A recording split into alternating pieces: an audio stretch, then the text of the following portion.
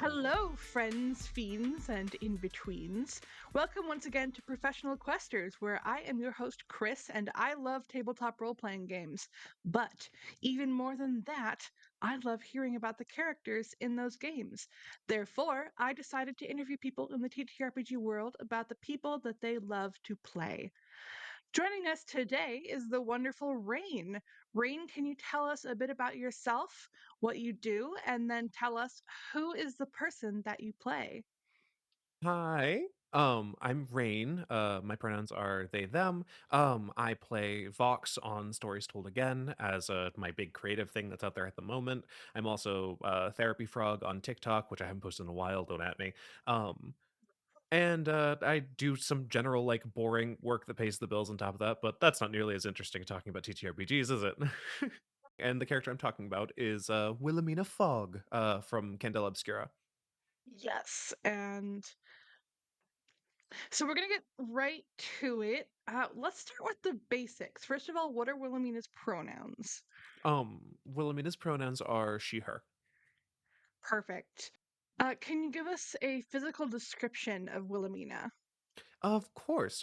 So Willa is kind of a shorter, like 5'6", trans woman, paler complexion, an explosion of freckles across her face and down her arms and kind of shoulders, curls of auburn red hair that fall kind of messily down to her kind of like broader shoulders. Though often it's tied into kind of like a loose bun or like a messy loose bun or under a beret. I think like dress is kind of like on the less not as like high quality. I honestly every time I imagine like a newsie basically. Right. um Light tones, kind of white ruffled blouse stained with like ink spots and a brown leather trench coat that she wears everywhere around New Fair with her press pass. Nice. You mentioned that this is a Candela obscure character, so then what is Wilhelmina's specialty? Her specialty is still particularly journalist, acting with the role of face within the system.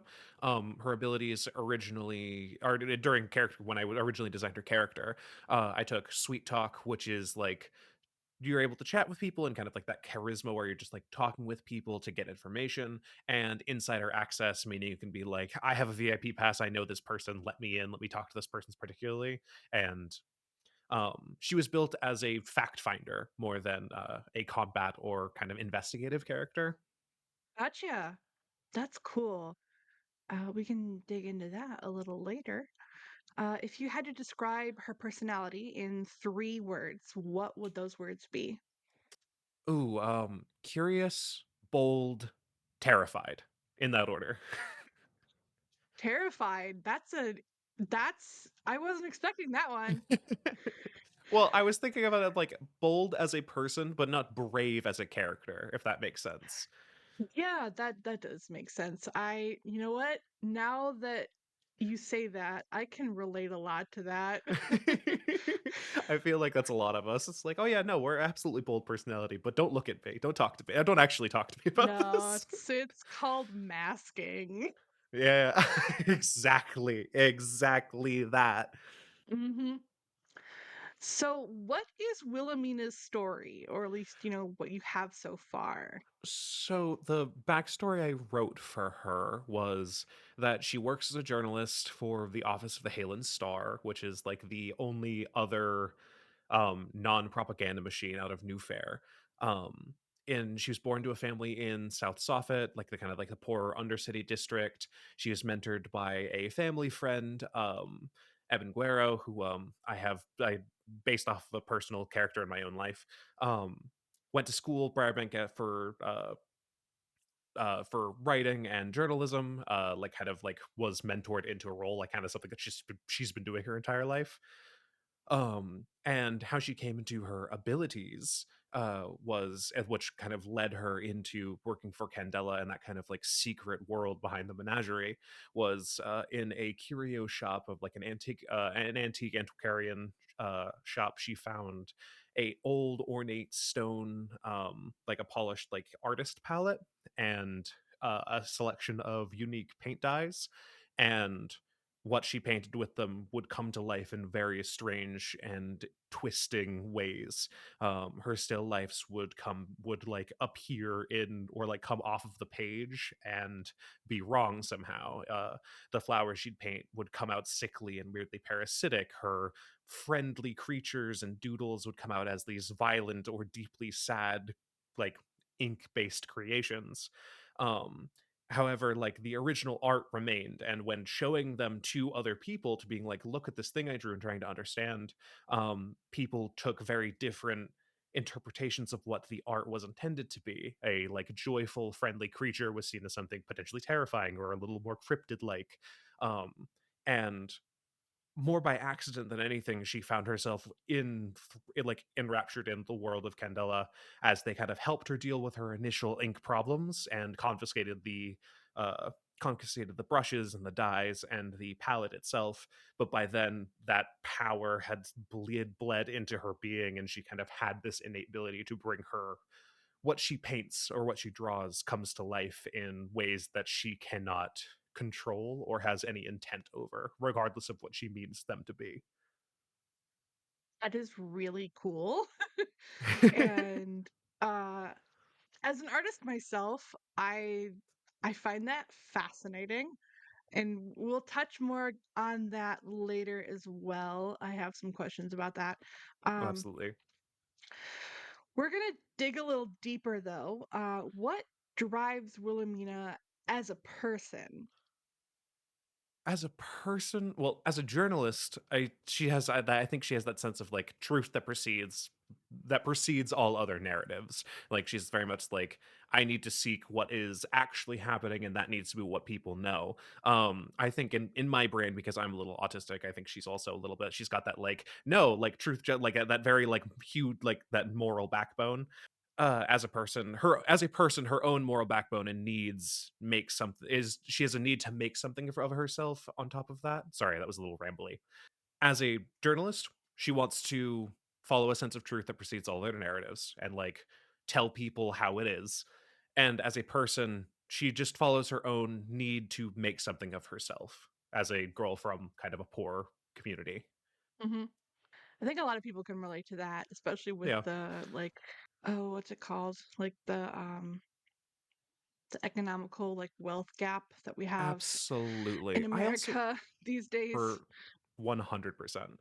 I also feel like, I don't know, in the genre of cosmic horror and that kind of vibe, I feel like there needs to be, and I know there's a lot out there, but I'm a much more fan of like working class horror, like Hmm. normal people dealing with supernatural events as opposed to like that like dark academia cosmic eldritch Hmm. horror, which is just as interesting but a little different. And I like that scrappy, like, yeah, I'm fighting against the forces of evil and I have $10.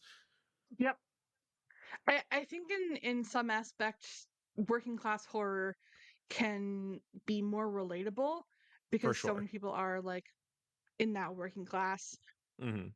and there are merits to both. Like I think in like dark academia kind of thing, you're inserting yourself into a world that you're not necessarily part of for various reasons, escapism or exploration or whatnot. Mhm. Whereas working class horror, it's like, okay, how can a little someone like me with $10 in my pocket and a hope Yeah, fight these big bad tangible evils as opposed to like the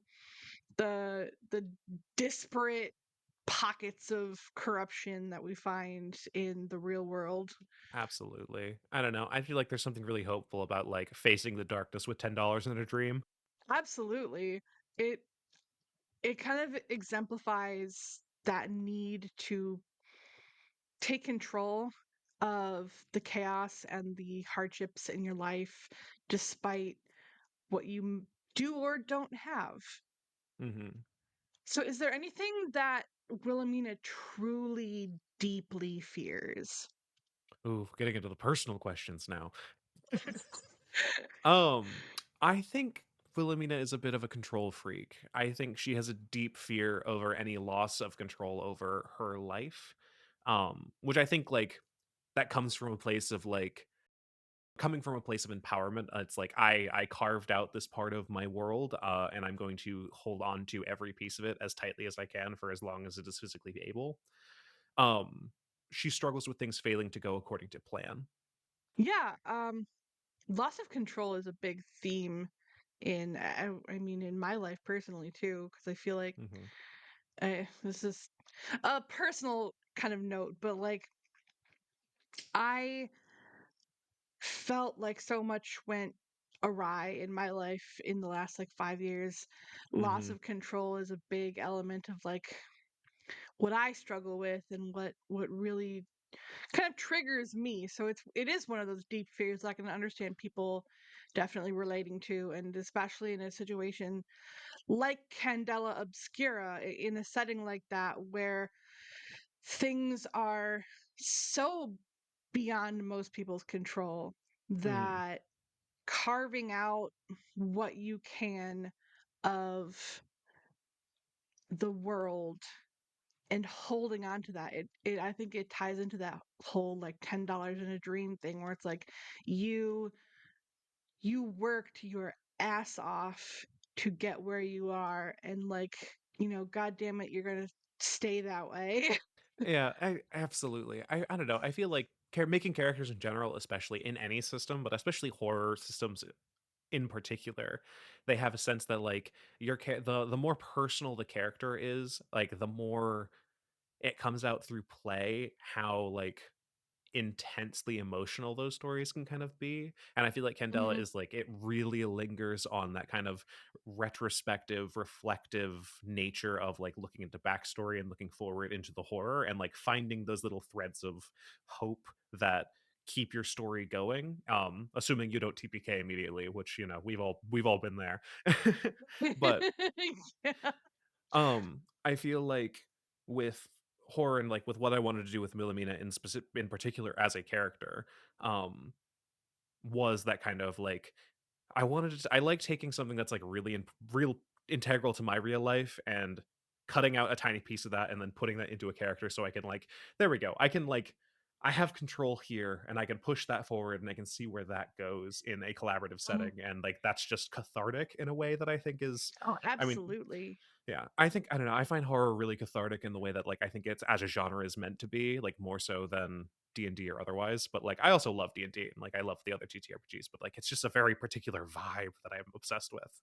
What would you say then, like, their flaws are? Ooh, honest to a fault, um, and reckless in a way that a person is when they need to prove something to themselves more than to anyone else. Like Oh. that very particular character arc of I'm going to do this thing not because I need to, but because if I don't, I cannot prove that I needed to do it, if that makes sense. Um, it's very like, I don't know. I think of like Marvel Captain America. It's like, no, no, no. I'm the guy who like chases after, I'm like first movie. It's like I'm the guy who's just I'm gonna get this guy. And like if I don't get this guy, I prove that I cannot do that. And I'm like, what was the point of all of this if I cannot achieve this one thing that I'm trying to do? Mhm. Totally. I'm not gonna say William is gonna like jump off of a building to pursue a perp or something, but I mean, she'd think about it maybe. What is the core concept then behind Wilhelmina as a character? Oh, this is a long question, and I'm sorry, I'm gonna ramble for a good minute and a half, and I apologize in advance. Go ahead. So, various media. The original concept is I have a huge love. One of my favorite books is The Picture of Dorian Gray by Oscar Wilde. Mhm, Um, mhm. but so I her general character the inspiration for her character came, but her original aesthetic, that kind of ink coming to life vibe that like writer journalist is very much inspired by Bending and the Ink Machine, which was a popular indie game, which I know very little about the actual story of, but my partner was a big fan, and I really really love the aesthetic of it. So I 100% stole that, and I don't feel bad about it. But that is where the inspiration came from. Um, and the like that third final facet is my family. My own family's a lot of all artists in some form, whether it be music or art in general. My dad is is a does fine art and has a bunch of stuff in galleries. My great grandfather um has some other stuff in museums. Um Oh, and so that's that third facet. And then the fourth, more recently, which is why I wanted to bring it here, was because I was playing a lot of Clara Obscura Expedition 33.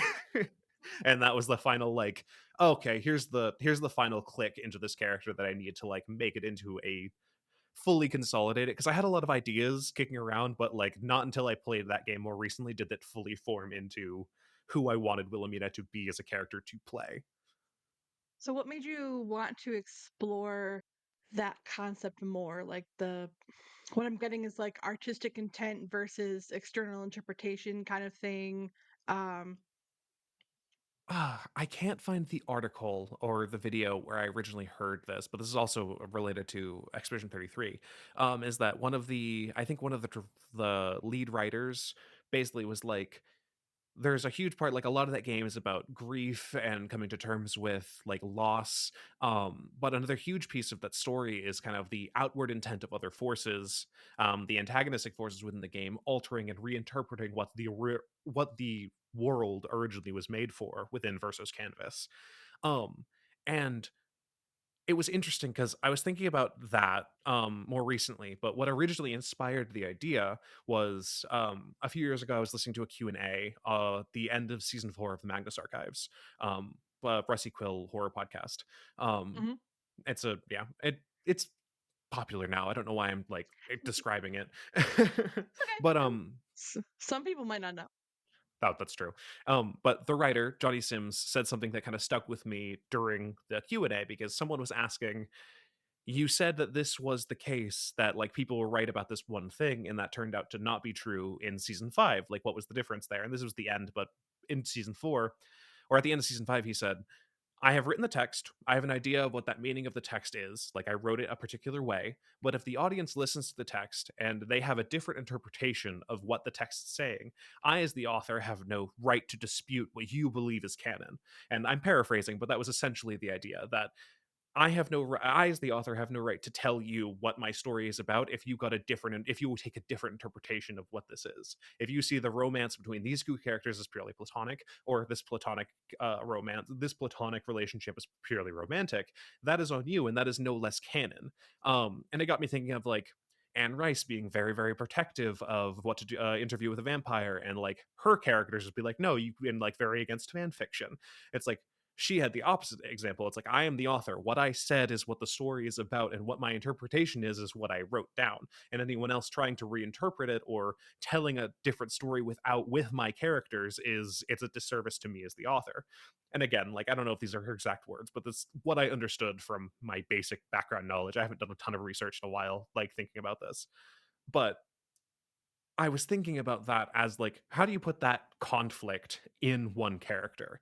If you are an artist who wants to create something with the particular intent to invoke a specific feeling, to ensure a specific emotion, then what do you do? How do you feel when that art goes out into the world and they say it is the opposite, or it is different, or they took a different meaning out of it that you did not intend? I don't know. That was the original kind of idea, and maybe I don't think there's a correct answer. I think it's one of those like, art in the nature it being fully relativistic, means that there is no correct, like the artist is right or the audience is right. But it was a question I wanted to just poke at and see how it came out. And I thought, let horror as a narrative being that weird fine line between what is horror and what is comedy, because like, oh yeah, paint a bunch of doodles in my basement and they come to life into weird silly characters who are mean to me, is also could be comedic in its own way. So that was the original reason, like hence the exploration of the character as an idea. Um, but I don't know. I was thinking of like, if I painted a portrait of like a landscape and it was meant to be desolate and empty and portray a feeling of loneliness, and then like with the sun on the horizon to like reflect and show how terrible everything is, and another person saw that same painting and was like, saw hope and like a symbolizing a new dawn and revival, like, was what they interpret correct because it is like a more positive tone, or is the artist correct in making something like trying to portray a negative feeling of their emotion, or are both of them completely correct and it doesn't matter? But I wanted to play with that as an option of like, what if there is one thing where if I paint something I meant to be a friendly creature, and then I show my friend and they say that's a horrifying nightmare, and then it comes to life as a horrifying nightmare, and I have no control over that. How do you deal with that dissonance as an artist? Mhm. It very much reminds me of it reminds me of the philosophy phrase saying, but basically in therapy, but also in, you know, as a way of processing hard moments in real life. The phrase your emotions are valid, and also the phrase it doesn't matter what you intended because what you said hurt me and my emotions are valid. And it kind of reminds me of that the idea that like your intention, while it was valid, your actions did something that I interpreted differently, but my feelings are still valid as well. So there is kind of clashing validity in that, and it's very hard to reconcile the two sides. And I think For sure. a lot of like emotional regulation methods have, tips on how to reach a conclusion and reach a middle ground and stuff. But when it comes to art, there is so much room for interpretation and wiggling around those concepts and those, some people will have like hard rules on how to interpret something. Other people are just like interpret it however you want. And so it's very much more, I guess the word is literally just open to interpretation because there are no rules on how to interpret art. And at least in my opinion, there are people who say they know what the rules are on interpreting art. There are people who want, like you said, want people to get what they were trying to get across. And that's, I guess, what artist statements are for. But an Mhm. artist statement is not a set, like, an artist statement is not a set command on how to interpret a piece. It's simply like an Absolutely. insight into the artist's mind when they were creating these pieces. So I think Exactly. that freedom is also where the fun lies too. It's like, how do you relate more to something? Well, you make it personal. How do you make it personal? You interpret it through your personal lens. And Mhm. that's part of the fun of looking at art too. Yeah, absolutely. It also, I don't know, part of the reason I also was thinking about this is that like there's been so many of like beloved pieces of media have been tainted by artists, like artists turning out to like the artists or the writers or whoever turning out to be just like not great people, and then that being Mhm. affecting the art on top of that.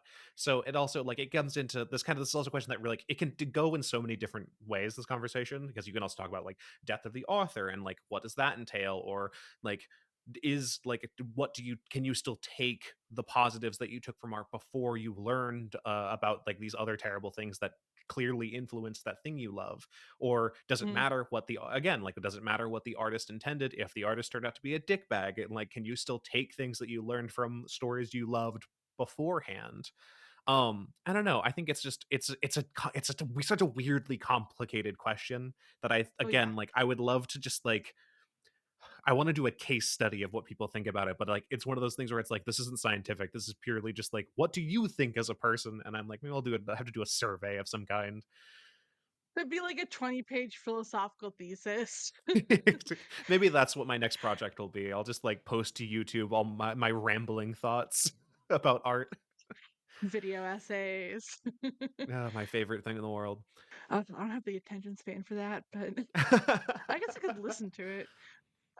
So you said that going back to something you mentioned before about the different medias that influenced Wilhelmina and Wilhelmina's story, This is gonna get a little bit meta, but does the idea of using your own interpretation of someone else's media to explore that artist versus consumer concept, does that strike you as ironic on any level, or like does it become even more of a catalyst for prompting discussion about that concept?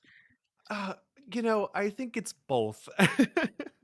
I think both are true because I see the irony in using like my interpretation of media to make a character whose main facet is said art being interpreted differently. Um, but like, and again, like, I wear a lot of like my inspirations on my sleeves with character creation, like making her a journalist and making her like an investigator in that way put me in mindset of like Malevolent and Juno Steele from the Penumbra podcast, and like I like Private Eyes, can you tell? But like, um the reason I thought about this and like the reason I was thinking about this is like, yeah, it's ironic, but I also think other media is a good jumping off point in this type of discussion to explain what you mean, because it's hard to be like talking with just in terms of like I'm talking about a story that is this but also this, or is similar to this but this. And I feel like there are so many flavors of particular types of story, and like especially in like podcast space, like how many horror podcasts follow like the format that Magnus put forward, or how many private investigator stories follow Sherlock Holmes' a format. Like you can pull it back as far as you'd like to see art by its very nation kind of cannibalizes itself.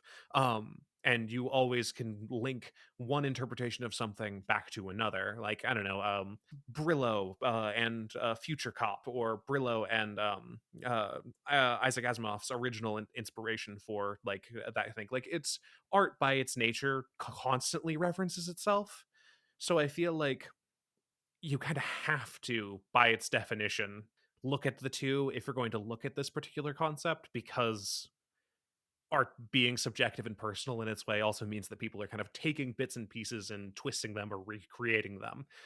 It reminds me of that, like the saying of like, no art is originally unique because someone has had it before, by the nature of history being as long as it is. Mhm. Actually, but while while you're thinking about it, I need to retract something, because I think when I said Brillo and compared it to Future Cop, I think that was when Future Cop was fully copywriting, um, not plagiarizing Brillo initially anyway. So I think that's not a good example. That's actually the worst type of example. And I apologize for that. It's just that was the word that came to my head. I meant Brillo and Isaac Asimov's original, which I cannot remember the actual name of the book that was inspired by. You told me beforehand that Wilhelmina is, as of recording this, actually an unplayed character. What was it about Candela Obscura that made you want to put this character in that system? And I know you've talked about like the things you like about horror, but can you go kind of into that a little more? Oh, for sure. Yes, Wilhelmina is as of yet unplayed, partly because um my normal gaming group doesn't want to run it, and I'm the only one who runs Candela consistently. Uh, so part of it is that like I just haven't expanded out for that. But the reason I chose Candela is a few reasons.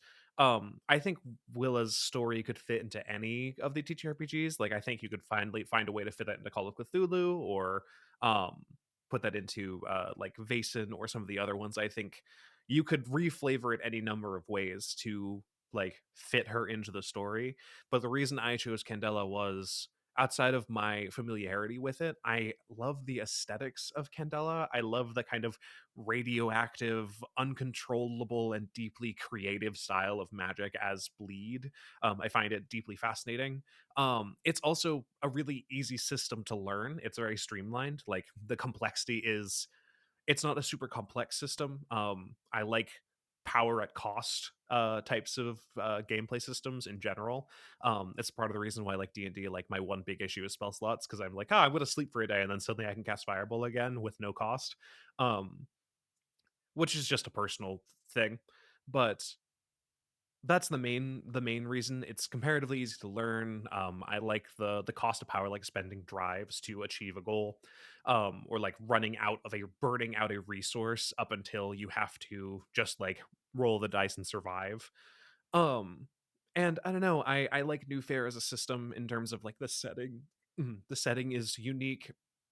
I like that it's based in a world that's similar to ours, but not ours in particular. It's part of why I don't run a lot of Call of Cthulhu, is because even though that like that's the Lovecraftian mythos is very different from our world, it is still based in a reality that is like the cities that are in our world are the cities in that world is also in ours, and that means like I'd have to do a lot of like more historical research, which just gets messy in terms of like if I want to write a story that has a very particular set of stakes in them. I like my fiction and I like being able to delve into a fictional world because then I can, in terms of my DMing and then in terms of my playing, I can worry about it a little less. I can worry about like the historical. I don't have to do as much research. It's just a little less time on my hands. It's one less thing I have to worry about when writing or making a character. Fair, very fair. So you also mentioned that your family is very artistic in general, and I know that you are a creator yourself. So being that way, is there kind of a personal connection there of being the artist and putting things out into the world and being wary or worried about how they'll be received by others? Absolutely. I don't do a lot of art online at present, though that will hopefully change soon. But even with my home games and personal writing, there's a lot of fear. I think it's deeply personal putting out something you love into the world, and especially like the world right now. It's just because everything is so volatile. Like it's terrifying to put something out that you love and then like worry that it's either going to be received poorly or be torn apart. I think that's a very common fear with most creatives. Um, Especially if like you put a ton of work into something that means something to you and you don't are worried that people are not going to value it in the same way. Um, it's a complicated feeling because on one hand, like seeing other interpretations of my work, I think would be beautiful. And like that's why I love TTRPGs and collaborative storytelling. And like that's exactly how you get like in writing, that's how you get like non-canon ships and fanfic between characters who never meet. Entire backstories of characters who have like one-off moments in scenes. Like that's how you get like that really fun. It's beautiful in a collaborative sense. Um and like it's part of why I haven't wanted to play Willamina as a character yet, is because she is deeply personal to me in terms of like Mhm. her story and like this initial interpretation, like her overall arc and theme and like why I made her is one thing, but in terms of all the other stuff I built into who she is, even though she has a completely different background from mine, um she has this there's a lot of I put a ton of myself into who she is, um, and how she would function. And I don't know what she would become in session of play, which is both incredibly interesting from a player and artist standpoint to think about, and a tad anxiety inducing. Yep. As an artist myself, a professional artist, I completely I completely relate to that. And I love what is it? So I was a GM on a publicly streamed game, and someone did fan art for that game for a character, and it made me feel amazing. But Mhm. there have also been times where like even my players like misinterpreted something of what I intended, and it sent the plot like flying in another Oh direction, my and I was god, like, yeah. "Oh, okay, we're improving on our toes now." And sometimes that is more terrifying to me than like someone just not liking something I made. It's just like if Yeah, someone takes something in a complete direction that I'm not ready for, it's like, "Oh, okay." It comes back down to that lack of control thing. for But sure. It's also just so yeah, fun in a it's one of weird. the reasons. I'm sorry, what? Oh no, it's also just so fun. But no, please continue. I'm sorry. That's okay. Um, no, I was just gonna say, it's also the reason that I stopped really taking commissions as an artist is because I have a lot of like rejection sensitive dysphoria. So Absolutely. mm, even though these people are giving me like really kind, gentle critiques of my art, I'm like, I'm so sorry. Oh yeah, absolutely. I'm like, well, that session didn't go exactly how I wanted it. I'm gonna have to burn my house to the ground. you know? Yep. Oh, yeah. So I completely relate to that sentiment of like, what are they gonna think? How am I gonna react? That kind of thing. It's like it can be very nerve-wracking.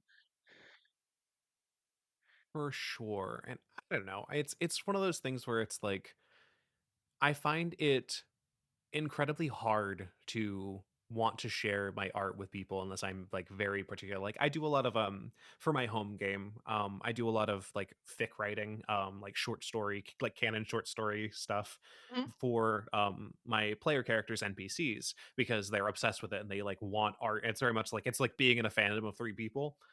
mhm. But like I haven't done it in a long time because it's one of those things where it's like you get to a point where you're like I'm doing all of this, and I know that it's almost like the opposite, where it's like, I know that if I put this out, they're going to be positive. But part of me doesn't know if I need to do something to improve. And it's like, I want the criticism because I want to improve, but I also don't want you to tell me that I'm doing a bad job. Yeah. Yeah, for sure. So relating back to that then, does Wilhelmina experience a fear like that? And not even like, because I understand that if your creations suddenly turn into horrible ink monsters, that's gonna strike some fear.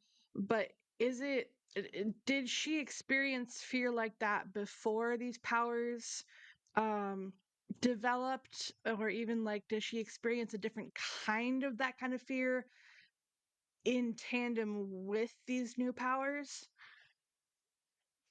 I think, ooh, that's interesting. I hadn't considered that.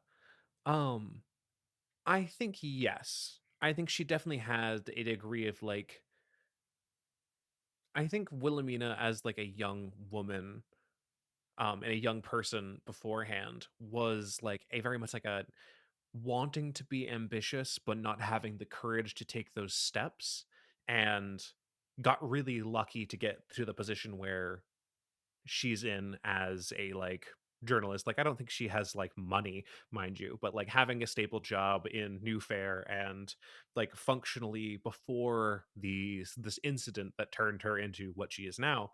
um I think she would have a lot of fear because and I think she would have a need to I think that's like ties back into her need to like prove herself and prove that like she's there not by luck but by her own action and not sure if she can see that because it's almost like a rejection of her own abilities. And then after the incident I think that became even more of a thing because now her art has a physical space in her life that she has to handle. Like I imagine like once a week she goes down there and tries to paint something with her own intent and every single time it's come out more and it's growing darker and more concerning. But I think part of that is I mean, I want to leave that for like a DM or a keeper's interpretation of how that power is changing and manifesting. But I think she is like the vessel for which that she is the vessel for which that creativity flows, and I think she's deeply scared of the responsibility of that, if that answers that question. Yeah, absolutely it does. So if she could then, would Wilhelmina want to completely erase her powers, or rather like learn to control them? Or is there maybe like a lesson there in the futility of trying to control other people's perception of your work? Ooh, see, I think that's the core question on whether she survives her adventure is to accept that lack of control. Because I think as a level 1 starting character, control for sure is the end goal. I think if she can control her gift or her curse I think that she believes those two in tandem. Um, I think that is like 1,000% the point of her art, her story arc would be to accept that her work and accept that how she navigates the world is entirely outside of her control, and she can only control that which is within herself and that which she holds dear, and she can kind of exist around it. And she needs to learn radical acceptance and just radically accept that the world will be the way that the world is. Oh man, you said the magic words. Yeah, my absolute favorite thing. Yeah, radical acceptance is like a game changer sometimes. So when you can just accept and understand that certain things are just the way they are, it really it creates a new perspective, and you don't necessarily have to understand why, but once it clicks that it just is, it's almost like you can move on in a way. It gives you Mhm. it's not like the traditional sense of closure that you would think of when you think of closure, but it's like Mhm. it is how it is, and I can close the door on that and focus on other things and stop the anxiety, stop the grief, stop all of that stuff, and focus on making myself happier in a way. Absolutely. Yeah.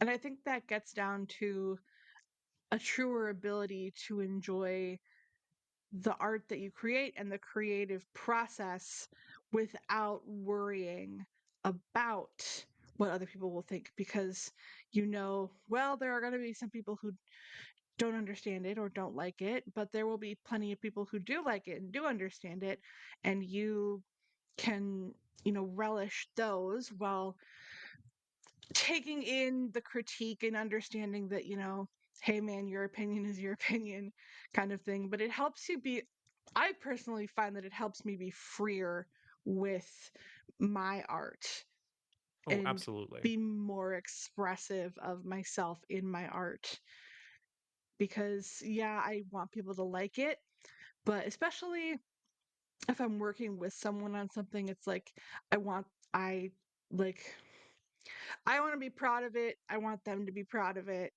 but I'm putting myself into it too. So I don't know if that made sense, but No, it yeah, does. basically. I hear you. Yeah, absolutely.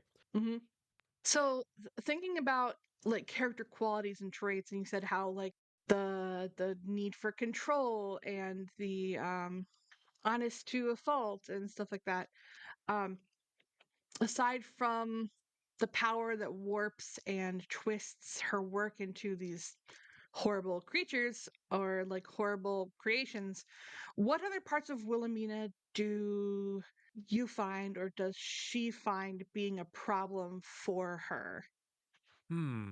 Ah, I mean, there's only so much I can say because I haven't had a chance to like really play her out socially in the character. But I think a lot of the thoughts that I had initially would be probably like messy and that kind of like undiagnosed ADHD sort of way, maybe a little like unintentionally rude in that particular like neurodivergent, like if I missed a social cue and I said something that was like unintentionally rude to somebody and now they're looking at me weird. I'm like, oh no, what have I done? Which is something that I do a lot in my own Yep. personal life. Yep. And I I have to feel like constantly be like, please forgive me. I'm so sorry. I did not mean to do yeah. that. When Um the player is neurodivergent, it's really hard to like separate that from the character. Absolutely. Absolutely. Um, but I think she's a character who is like I think she's a character who does not know how to ask for help or knows when to ask for help but would rather go it alone if she could. And that's just a danger in a line of work as fraught with horror as Candela puts her in.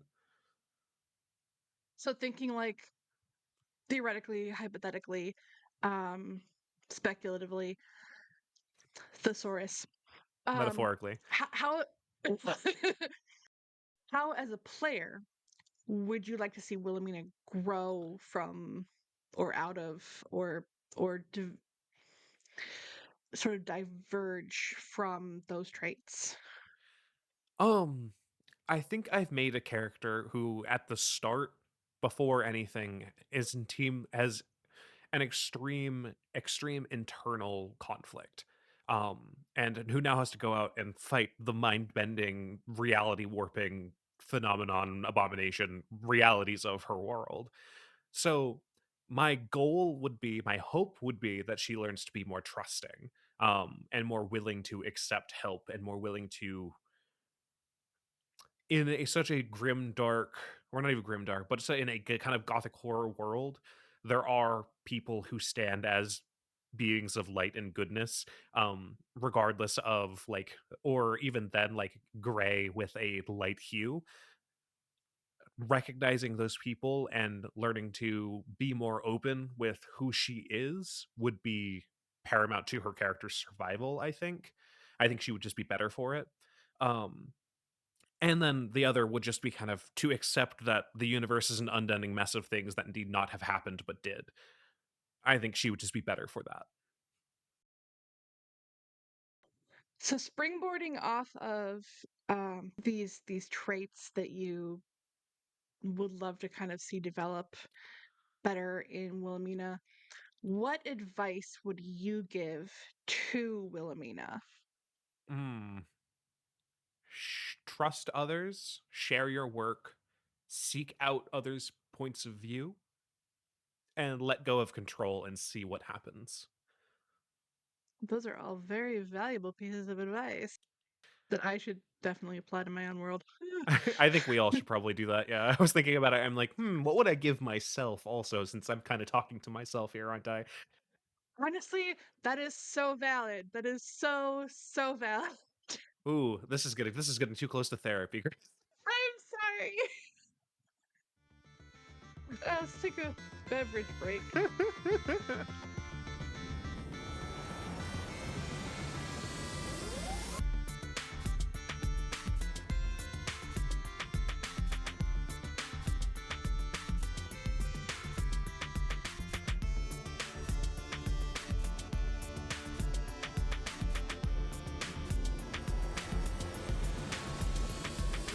It is time to say goodbye to Rayne for a few minutes as we talk to our other special guest, Wilhelmina, played by Rayne. Hi, Wilhelmina. Yeah, yes, hello. I'm very excited for this interview. Awesome, me too. How are you today? I'm doing quite well. I don't know where I am, but I'm assuming this is fine.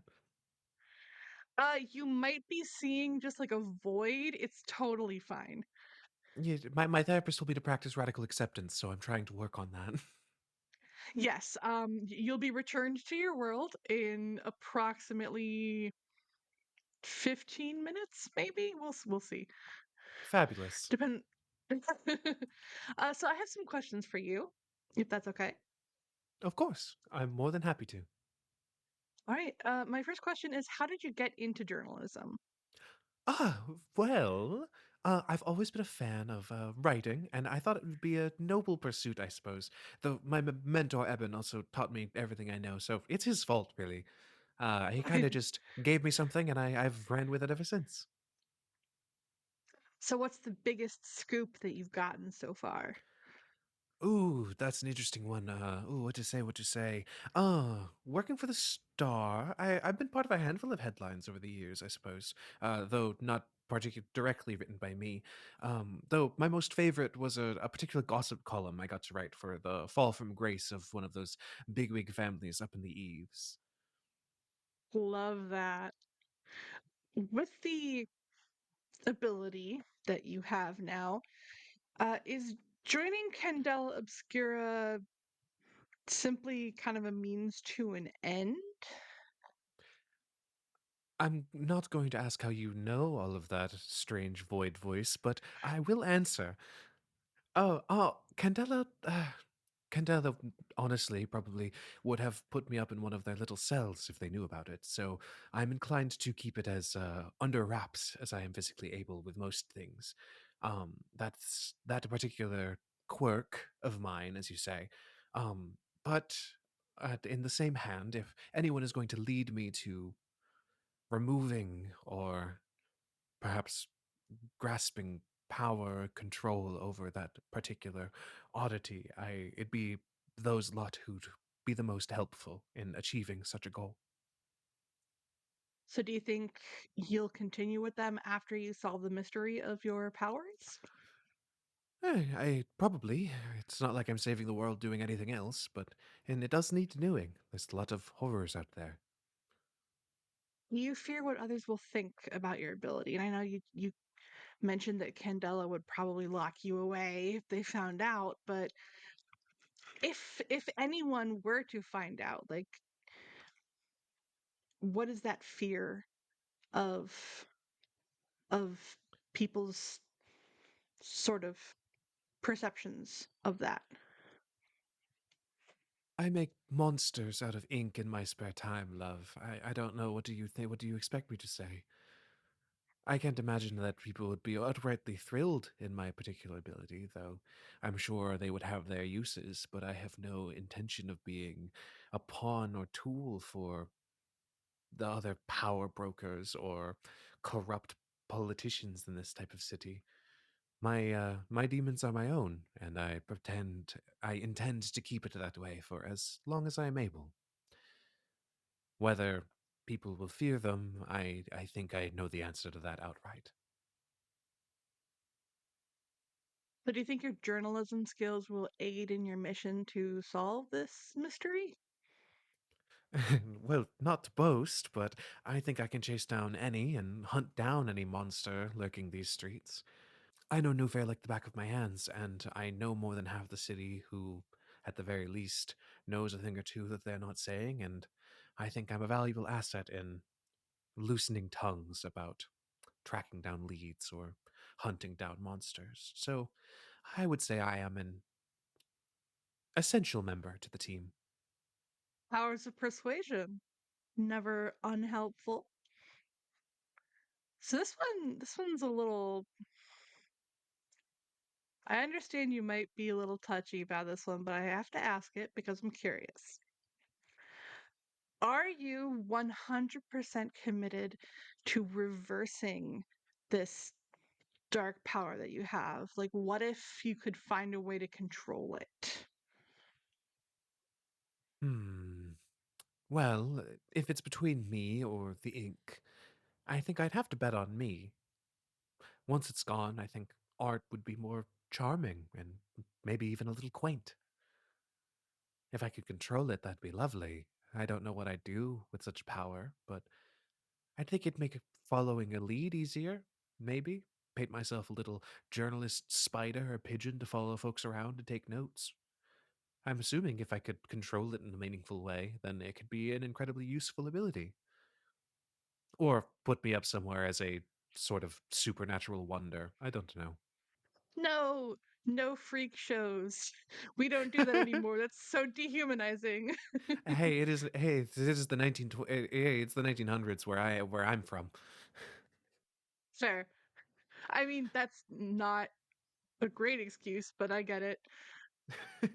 I, I agree. It is a horrible practice, but you know, the world is dark and full of terrors. Yes, yes, it is. Although, it would be interesting if you could just like Harold and the Purple Crayon that shit. Ooh, that'd be interesting. I'm not sure I know I think I know what you're referencing. I think I have a similar means of a book. What do you do to cope with all of this? Ah, I take long walks at night through Red Lamp. There's an all night coffee bar that I stop at often. Oh, and once a week I picnic and have some wine in the Revenant Park up in Bryan Green. Oh, that's lovely. I need to Mm. do more picnics. A little time in the sun never hurt anyone, especially since I have a lot of late nights. Hurts me, man. I don't tan, I burn. Oh, me as well. Get that sunblock. Uh, if you weren't plagued by your inky creations, what would you like to be doing ideally? Ideally, probably still journalism. I mean, I'd try to join up with an artist initiative down in the Suffet, repainting projects, urban art pieces, and the like. But generally, I'm pretty comfortable doing the work that I'm doing. It's just maybe a little less paracausal or supernatural. Fair. What kind of like urban art pieces, like wall murals or like Wall murals, maybe a bit of graffiti on the side. I don't know. ooh, I think it could be interesting. I think a handful of things to be interesting. I don't think I have any particular style I am committed to. gotcha. Love creative variety. If you could change anything at all and have it stick, what would it be? And it can be like big or small, now, then, here, there, left, right, up, down, anything. My first thought would be that the world was a kinder place overall. I know, big wish. But at a close second would be someone to invent a stronger form of coffee. I think a lot of people probably have the same wish. Simple, relatable, probably easy to achieve, you know? Yeah, yeah. You gotta So, take the big and grand with the small at times. so you wouldn't want to change you discovering the artifact or getting these powers or As much as I would love to re-roll the life that I was dealt, I don't imagine that there'd be any reason to think of things differently. Things are the way they are, things will be the way that they will be, and the only thing that I can do in the interim is navigate them as best my ability.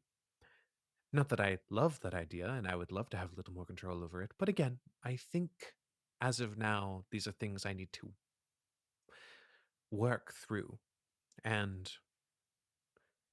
I don't know if I would be who I am without what has happened to me. fair. And I hear that radical acceptance coming through too. My therapist is very helpful. We're gonna do some rapid fire questions. Lovely. Favorite color?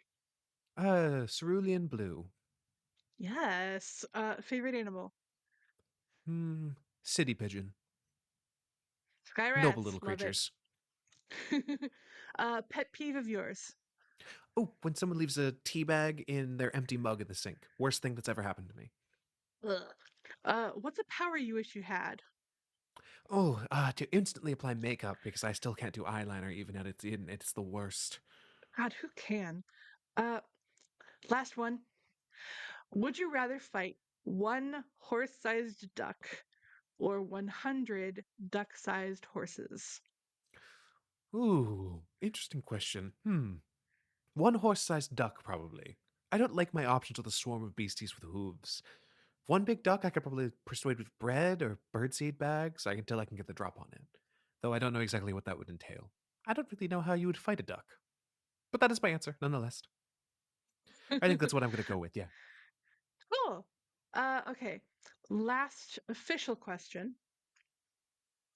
What advice would you give your player, Rain? Oh, I suddenly have a meta understanding of the world. I've granted you it for now. Fascinating. Yeah, Rain. Yeah, hey, I have no fighting skills, so don't go dragging me into any scuffles. I bruise easy. I love that. I love that so much. As long as they know. Well, thank you, Willamina. We're gonna switch back to Rain now, but it was lovely talking with you. Yep. Looking forward to writing about this later. Oh, I'm good. sure people will think I'm totally normal. Normal is overrated. I'm inclined to agree. Goodbye. It was lovely talking to you. Bye now. Welcome back, Rain. Hello. So I want to say thank you so much, Rain and Wilhelmina, for joining me on the show. And thanks so much, every one of you all, for listening to the podcast. Uh, Rain, is there anything else you want to tell anyone about before we do all the spiel?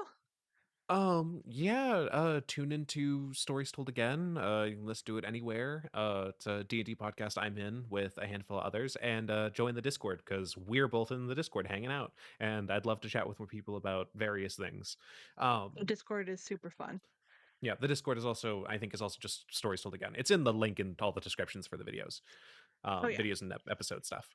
And beyond that, I guess not that I have anything out at the moment, but I'll be posting about, but look out for Therapy Frog and anything they post in the near future because I got some fun stuff cooking up at some point Ooh. when I inevitably get around to editing all of it. I feel that.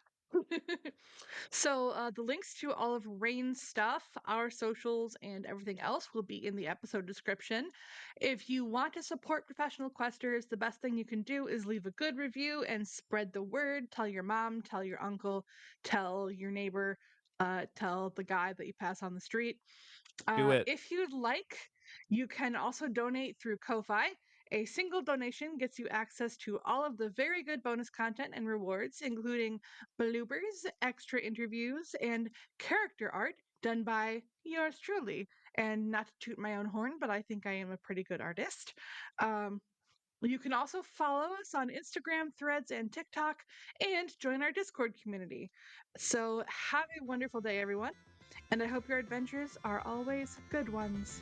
Bye. Bye.